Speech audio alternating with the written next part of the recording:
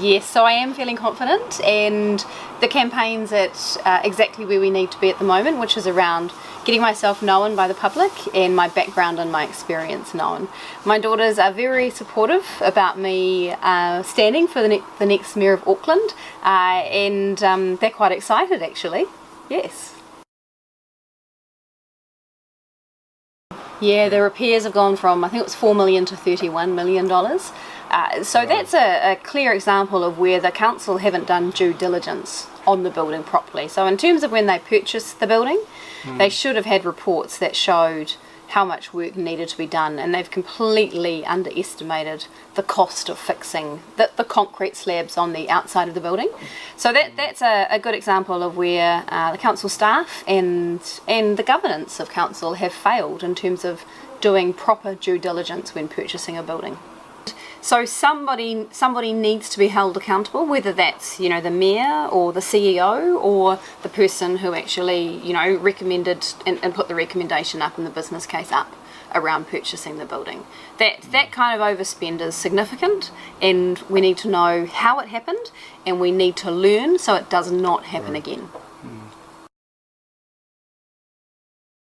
So I think the Port of Auckland needs a good look at. So when you look at how fast Auckland is growing and how much containers, or how many containers are going to need to come through the ports in the next 10 to 15 years, the port has to grow, and in its current location it can't really grow too much more because Auckland has said it's not going to go into the harbour.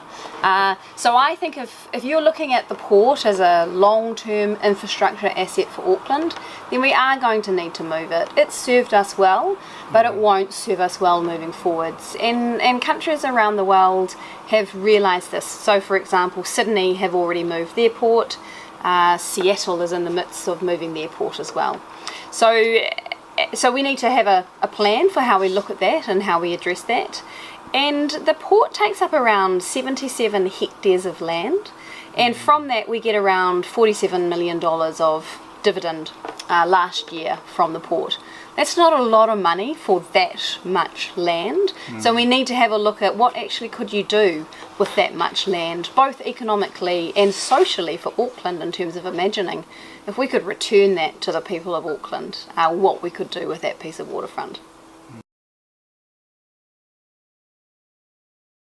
Yeah, so housing is a big issue for Aucklanders, and in terms of what we need to do there, so council needs to work very closely with government around making sure that we can get enough homes out there.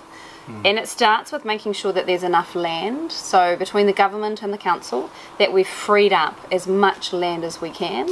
Boundary, metropolitan boundary? Yeah, I think we need to be looking at land in terms of intensification of land, and also looking at going out further. So we do need to be looking at, and the ratio is currently around 70% in the boundary and 30% going out. And so we need to have a look at that and make sure we've got that right, and I believe the government and council are having a look at that now. We then need to make sure that the consenting process is really good, and it's not slowing down a lot of developments, either single developments or multiple developments in terms of big developments for the city. We then need to make sure that the infrastructure services are ready to go in as soon as it's consented. So that means water and electricity, a broadband and things like that. And then we have to make sure that we are building a mix of houses for Auckland. So currently the housing model in New Zealand is most profitable where there's a four-bedroom home.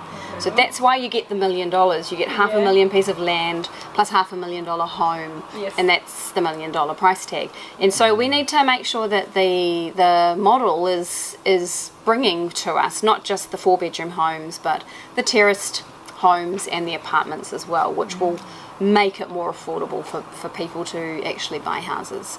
So I think there's a lot of work to be done to make sure that the supply chain is working well to deliver the houses. We know that there's not enough land being made available. We know that consenting can be a bit slow and time consuming. In instances, infrastructure is going in quickly, but in other instances it's taking a long time. So there is a lot of work to be done in partnership with the government on housing. So I think with 750,000 people requiring housing from us in the next 20 to 30 years, I think we need both. We have to go up and we have to go out. And you contrast that to London, so the population growth of London over that same time period is about 1.5 million. So we're growing at half the rate of London, which is phenomenal.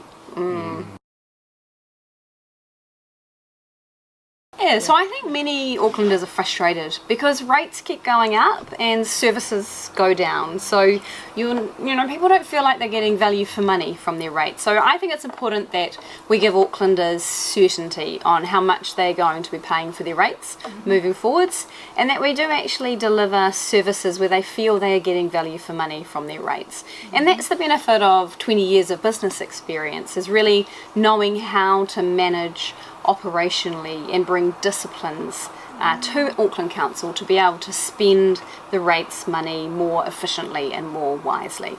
I think it's really important, and I think Aucklanders are demanding that, and they should be. Hi, this is my WeChat account, so please do get in contact.